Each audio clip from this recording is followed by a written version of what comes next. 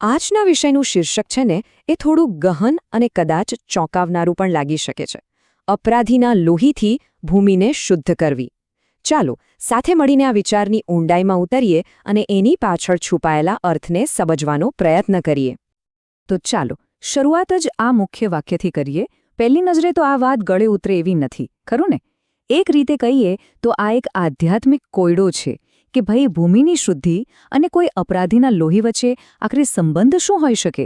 આ પ્રશ્ન આપણને ન્યાય અને પ્રાયશ્ચિત જેવા મૂળભૂત ખ્યાલો પર ફરીથી વિચાર કરવા મજબૂર કરે છે. તો સવાલ એ છે કે પાપથી કલંકિત ભૂમિ આનો મતલબ શું? કોઈના કામની અસર એક નિર્જીવ જમીન પર કેવી રીતે પડી શકે? આ વિભાગમાં આપણે એ તર્કને સમજીશું જે આ સમગ્ર વિચારનો પાયો છે. અને અહીંયા જ સૌથી પહેલો અને એકદમ સ્વાભાવિક પ્રશ્ન મનમાં આવે છે કે ભાઈ જમીનને ક્યાં પોતાની મરજી હોય છે? એની પાસે કોઈ વિચારવાની શક્તિ નથી તો પછી એ પાપી કેવી રીતે બની શકે? આ એકદમ તાર્કિક સવાલ છે અને આનો જવાબ જ આખા વિષયનું રહસ્ય ખોલે છે.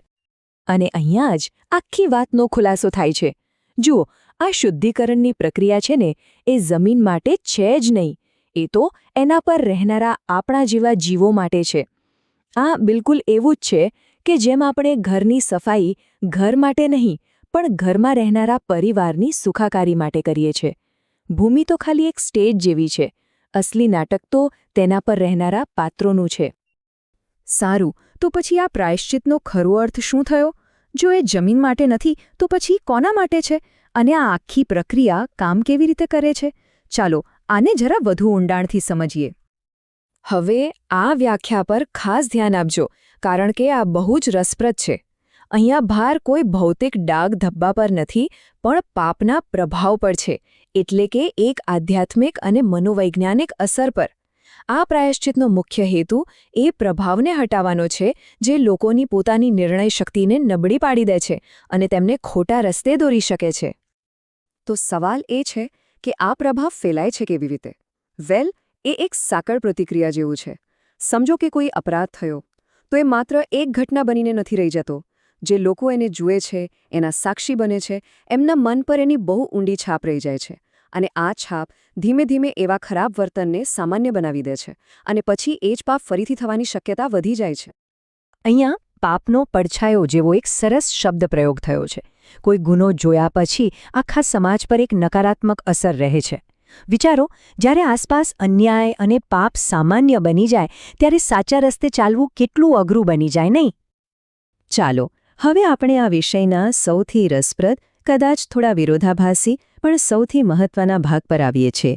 ન્યાય, અને ખાસ કરીને કડક ન્યાય. એ પ્રેમનું સ્વરૂપ કેવી રીતે હોઈ શકે? ચાલો આની પાછળનો તર્ક સમજીએ. આ સ્લાઇડમાં જે તફાવત બતાવ્યો છે ને એ બહુ જ સ્પષ્ટ છે. એક બાજુ છે ઉપેક્ષા, મતલબ કે જો કોઈ અપરાધને અવગણવામાં આવે તો શું થાય? પાપનો પ્રભાવ ફેલાતો જ રહે છે અને નિર્દોષ લોકોનું દુઃખ વધતું જ જાય છે.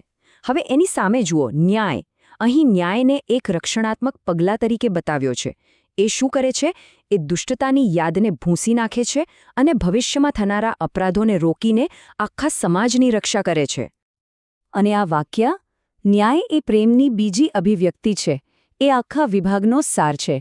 આ દૃષ્ટિકોણ પ્રમાણે સમાજને મોટા નુકસાનથી બચાવવા માટે ન્યાય કરવો એ પ્રેમનું જ એક કામ છે, કેમ કે એ જ એક રસ્તો છે જેમાંથી બાકીના લોકોને પાપના ઝેરી પ્રભાવથી બચાવી શકાય. અત્યાર સુધી આપણે વાત કરી માણસોની, માનવ અપરાધીઓની, પણ હવે આ ચર્ચા પાપના મૂળ સ્ત્રોત એટલે કે શૈતાન તરફ જાય છે. અને અહીંયા પણ ન્યાયનો એ જ સિદ્ધાંત લાગુ પડે છે, પણ હવે એ બ્રહ્માંડના સ્તર પર છે. આ કોષ્ટક જુઓ, એ આદમ અને શૈતાનની ભૂમિકા વચ્ચેનો જે ભેદ છે ને એને એકદમ સ્પષ્ટ કરી દે છે. આદમ, જેને એક સહગુનેગાર તરીકે જોવામાં આવે છે, જેને બહેકાવવામાં આવ્યો હતો, એટલા માટે એના માટે ઈસુ દ્વારા પ્રાયશ્ચિતનો રસ્તો ખુલ્લો છે. પણ શૈતાન, જે પાપનો મુખ્ય પ્રેરક છે, એને તો પોતાના કર્મો માટે સીધા ન્યાયનો સામનો કરવો જ પડે. અને આ વાત બરાબર સમજવા જેવી છે. શૈતાનનો જે અંત થાય છે એ કોઈ બીજા માટેનું બલિદાન નથી. ના, એ તો એના પોતાના કર્મોનું સીધું પરિણામ છે. એણે પોતાના પાપોની કિંમત પોતાના અસ્તિત્વથી ચૂકવવી પડે છે. આ છે અંતિમ જવાબદારી. તો હવે આપણે આ ચર્ચાના અંતિમ તબક્કામાં છીએ. હવે આપણે એ જોઈશું કે જ્યારે પાપના મૂળને જ જડમૂળથી ઉખેડી નાખવામાં આવે ત્યારે શું થાય છે? આ અંતિમ ન્યાયના સકારાત્મક પરિણામો કેવા હોય છે? જ્યારે પાપનો મુખ્ય સ્ત્રોત જ ખતમ થઈ જાય ત્યારે આખી સૃષ્ટિમાં જાણે કે એક નવી શરૂઆત થાય છે. જુઓ, જૂઠાણું ભૂંસાઈ જાય છે. પાપ કરવાની જે વૃત્તિ છે એ જ નાશ પામે છે. દુઃખમાંથી મુક્તિ મળે છે. જમીન પરનો શ્રાપ અને શરીર પરનો શ્રાપ બંને સમાપ્ત થાય છે અને પેલો સબળનું અસ્તિત્વવાળો જે દમનકારી કાયદો છે ને એનો પણ અંત આવે છે. અને છેવટે આખી સૃષ્ટિમાં સાચી શાંતિ સ્થપાય છે. શરૂઆતમાં જે સમસ્યા હતી આ એનો સંપૂર્ણ ઉકેલ છે. આ સ્લાઇડ સ્વતંત્ર ઈચ્છા અને દૈવી ન્યાય વચ્ચેના સંબંધનો બહુ જ સરસ સારાંશ આપે છે.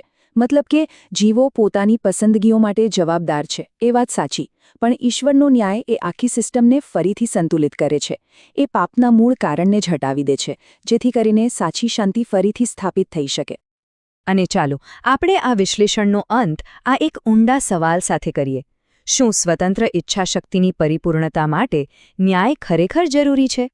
જરા વિચારો, જો આપની પસંદગીઓના કોઈ પરિણામ જ ન હોય તો શું એ પસંદગીઓનો કોઈ અર્થ રહે છે? આ એક એવો વિચાર છે જે આપણને બધાને લાંબા સમય સુધી વિચારતા કરી મૂકે છે.